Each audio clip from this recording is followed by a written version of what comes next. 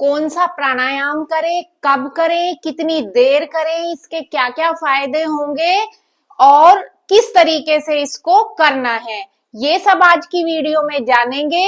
सभी योग साधकों को मेरा नमस्कार। मैं आपका स्वागत करती हूँ योगा वेलनेस पर। यदि आपके शरीर के किसी भी हिस्से में कोई भी रोग है तो इसका सीधा सा अर्थ है कि शरीर के उस हिस्से में जाने वाली नाड़ियों में ब्लॉकेज है और वहां तक प्राण शक्ति यानी कि प्राण वायु सही तरीके से नहीं पहुंच पा रही है, इसीलिए उस हिस्से में बीमारी हो गई है, रोग उत्पन्न हो गया है। प्राणायाम का काम ही है प्राणों को आयाम देना, प्राणों को विस्तार देना। शरीर के जिस हिस्से में प्राण वायु नहीं जा पा रही है उस हिस्से तक प्राण वायु को अच्छी तरह पहुंचाना और शरीर को आरोग्य प्रदान करना, यानी कि एक डिसीज फ्री लाइफ देता है। प्राणायाम के कई सारे प्रकार हैं। आज हम 3 प्राणायामों के बारे में बात करेंगे जो आपके शरीर को बिल्कुल रोग मुक्त रखने में आपकी मदद करेंगे। और सिर्फ 15 मिनट अगर आप रोज इन 3 प्राणायाम का अभ्यास कर लेते हैं तो आपकी सिर से लेके पैर तक की सारी परेशानियां दूर होंगी। आपको एंजाइटी है, हेडेक है, ब्रेन से रिलेटेड कोई प्रॉब्लम है, मेमोरी वीक है, अल्जाइमर जैसी समस्या है कि कुछ भी रखते हैं और भूल जाते हैं, याद नहीं रहता, पढ़ने में मन नहीं लगता है, फोकस नहीं कर पाते हैं, गले से संबंधित कोई बीमारी है, चेस्ट से संबंधित है, रेस्पिरेटरी इश्यूज है या हार्ट से रिलेटेड प्रॉब्लम है, डाइजेशन डाइजेशन ऐसा कहा जाता है कि आपका डाइजेशन ठीक नहीं है तो पेट से ही सारी बीमारियां शुरू होती है, तो ये प्राणायाम पेट के लिए भी काफी अच्छे हैं और आपके पूरे शरीर में रक्त के संचार को बढ़ाएंगे जिससे हर हिस्से तक फ्रेश ऑक्सीजन जो है पहुंचेगी, न्यूट्रिएंट्स पहुंचेंगे और आपको संपूर्ण लाभ मिलेंगे। तो जानते हैं आज के प्राणायाम। पहला प्राणायाम है कपालभाति क्रिया। इसको वैसे तो षट क्रिया में गिना जाता है जो क्लींजिंग टेक्निक होती है, लेकिन प्राणायाम के तौर पे भी इसको किया जाता है। हमें फायदे लेने से मतलब है, कहाँ गिना जाता है वो इशू हम छोड़ देते हैं।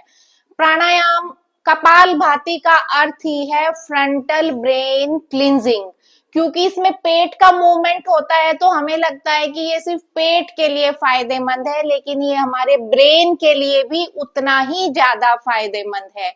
कैसे करेंगे? बहुत ही सिंपल सा तरीका है। कुछ लोगों को लगता है कि कपालभाति करेंगे तो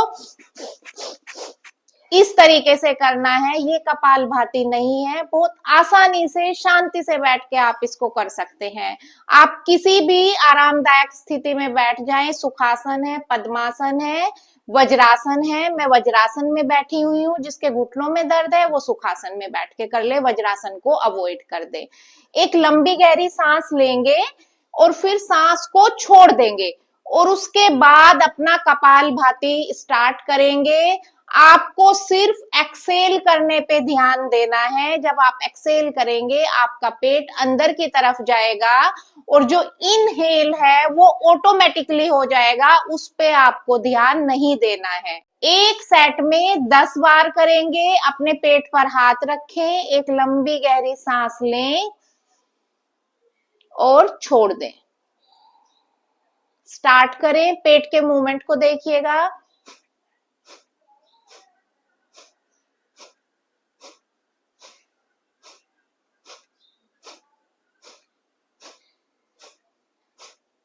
जैसे ही मैं एक्सेल कर रही हूँ मेरा पेट अंदर जा रहा है और इनहेलेशन ऑटोमेटिकली हो रहा है। मेरे कंधे हैं, चेस्ट है, गर्दन है, कुछ भी ऊपर नीचे नहीं हो रहा है। आप स्लो करें, आराम से करें। जब स्लो करने में आप एक्सपर्ट हो जाएं, धीरे धीरे आप स्पीड बढ़ा सकते हैं। पहले 5 काउंट मैं स्लो करूंगी और फिर थोड़ा सा स्पीड बढ़ा के दिखाती हूँ। पेट पे हाथ रखा, दूसरा हाथ आप ज्ञान मुद्रा में भी ले सकते हैं या फिर इस तरीके से अपने थाइज पर या घुटने पे भी रख सकते हैं, जैसे आपको कंफर्टेबल हो। सांस लें, सांस छोड़ दें। स्टार्ट।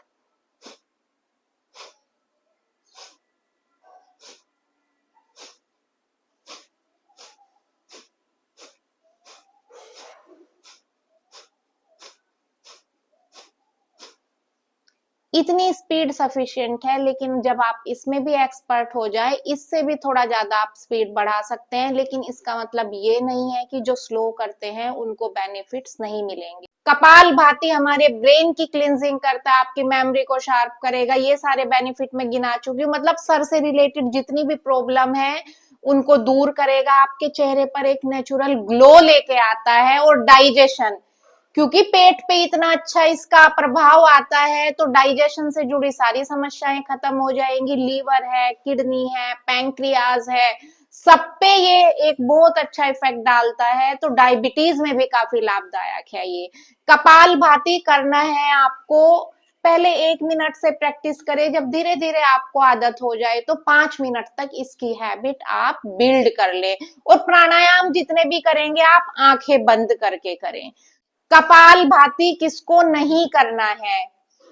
जिसकी रिसेंटली कोई एब्डोमिनल एरिया की सर्जरी हुई है, या कमर में बहुत ज्यादा दर्द है, वो अवॉइड करें या बहुत स्लो स्ट्रोक्स लगाएं। और जिनके कमर में दर्द रहता है वो कोशिश करें कि इसे वज्रासन में बैठ के करें, क्योंकि वज्रासन में करने से आपकी स्पाइन इरेक्ट होना इजी होता है। जिनको हाई बीपी या हार्ट से रिलेटेड प्रॉब्लम है, वो चाहे तो इसको अवॉइड कर सकते हैं, नहीं तो बहुत स्लो स्ट्रोक करे, कोई परेशानी नहीं होगी, बेनिफिट ही देगा।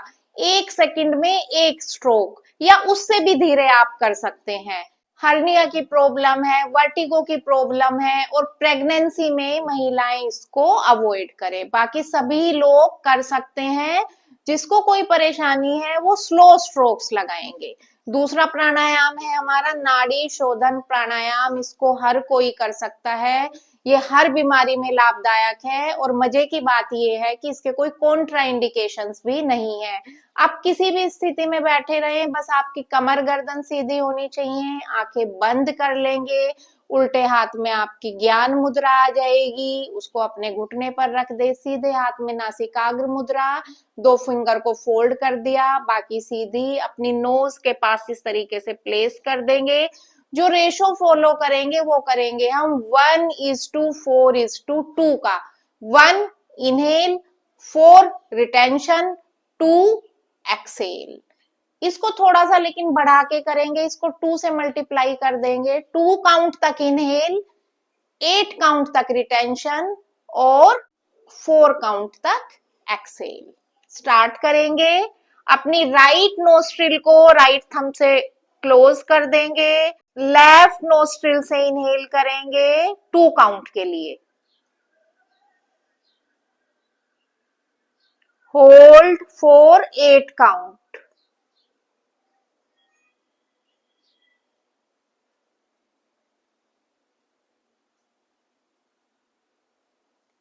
exhale from right for 4 count,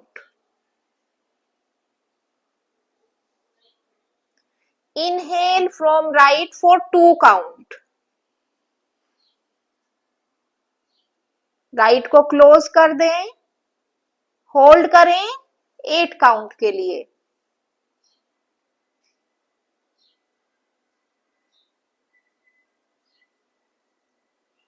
और फिर लेफ्ट से एक्सेल कर दें 4 काउंट।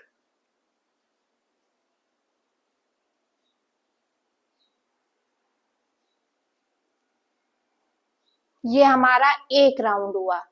इसी तरीके से जब आपको इस रेशो की प्रैक्टिस हो जाए, आप बढ़ा दें, बेसिक रेशो है आपका 1:4:2।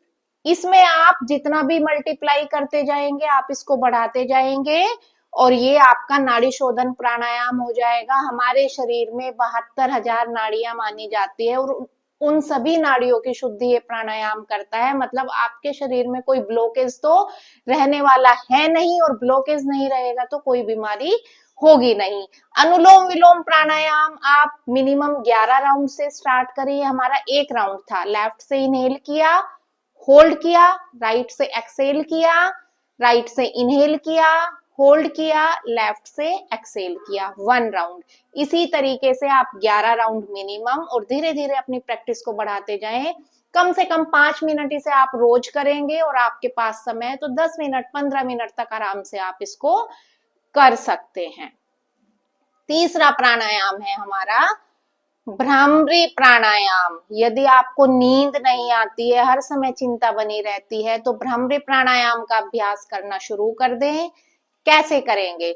अपनी इंडेक्स फिंगर से, जो हमारा ये जो कान के अंदर उंगली नहीं लगानी है, जो बाहर ये लोब दिखता है, इसको प्रेस करना है, ये लोब, इसको प्रेस करना है अंदर की तरफ। और फिर आप इनहेल करेंगे और जो एक्सेल करते हुए आपको भंवरे का गुंजन करना है, हम की साउंड अपने गले से निकालनी है और एक्सेल आप नाक से ही करेंगे। देखते हैं कैसे करेंगे। अपने ईयर लोब्स को बंद किया अंदर की तरफ इंडेक्स फिंगर से, और हाथ ऐसे ना रखे, ऐसे हाथ करेंगे तो आपकी चेस्ट ओपन हो जाएगी, आपको सांस बहुत अच्छी तरह आएगी, पूरा अच्छे से इनहेल कर पाएंगे। इनहेल करेंगे कंप्लीटली,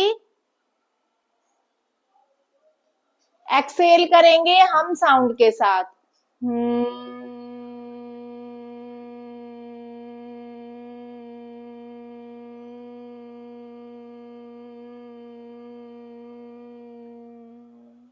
एक बार और इनहेल,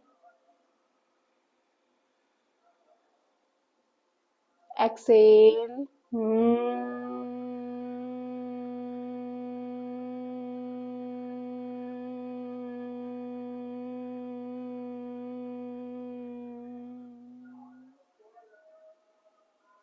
इसके भी आप मिनिमम 11 राउंड करेंगे और धीरे धीरे प्रैक्टिस को 5 मिनट तक ले जाएंगे। और जब भ्रामरी प्राणायाम का अभ्यास आप खत्म करें, एकदम से आंखें नहीं खोलेंगे, अपने हाथों को ज्ञान मुद्रा में ले लेंगे उसके बाद, और अपने घुटनों पे हथेलियां ऊपर की तरफ रख देंगे। आंखें आपकी बंद हैं पहले से ही, और आप बस शांत बैठेंगे कम से कम 2 मिनट के लिए, और अपना ध्यान अपने नोस्ट्रिल्स पे लेके जाएंगे। अपनी आती जाती जो सांसें हैं उनको देखेंगे। आपका ध्यान इधर उधर भटक जाएगा तो उसे वापस से अपने नोस्ट्रिल पे ले आएंगे और अपनी सांसों को देखते रहेंगे। और फिर 2 मिनट के बाद अपनी हथेलियों को रब करते हुए आईज की पामिंग करेंगे, अपनी आंखों पे रखें, गर्दन को नीचे की तरफ लाएं और हथेलियों की तरफ देखते हुए आंखें खोल दें। 3 प्राणायाम जब आप, क्योंकि मैंने सीखे हैं, बीच में आंखें खोल खोल के बताया है, जब स्टार्ट करेंगे तो आंखें बंद कर लें, कपालभाति कर लिया, अनुलोम विलोम कर लिया, भ्रामरी कर लिया, और उसके बाद बिल्कुल बिना हिले डुले स्टिल उसी पोजीशन में बैठे हुए हाथों को ज्ञान मुद्रा में लेके 2 से 5 मिनट, जितना समय आपके पास है, बिल्कुल शांत बैठे रहे और बस ध्यान अपना अपनी आती जाती सांसों पे लगाना है आपको। वो इधर उधर ध्यान जाएगा, लेकिन वापस से उसको अपनी सांसों पे ले आए। अगर ये प्रैक्टिस आप निरंतर करते हैं, आप 1 हफ्ता ही करके देख लीजिए, तो आपको खुद लगने लगेगा कि जो भी प्रॉब्लम्स आपकी हैं वो सारी धीरे धीरे खत्म होने लगेंगी, सारी बीमारियों में आपको लाभ मिलने लगेगा, मानसिक शांति मिलेगी, सब कामों में ध्यान लगेगा आपका, और नींद बहुत अच्छी आएगी। आधी प्रॉब्लम तो हमारी, अगर हमें नींद अच्छी आती है तो उसी से सोल्व हो जाती है, क्योंकि अगर रात को अच्छे से सोएंगे नहीं तो दिन भर थके रहेंगे, किसी काम में मन नहीं लगेगा।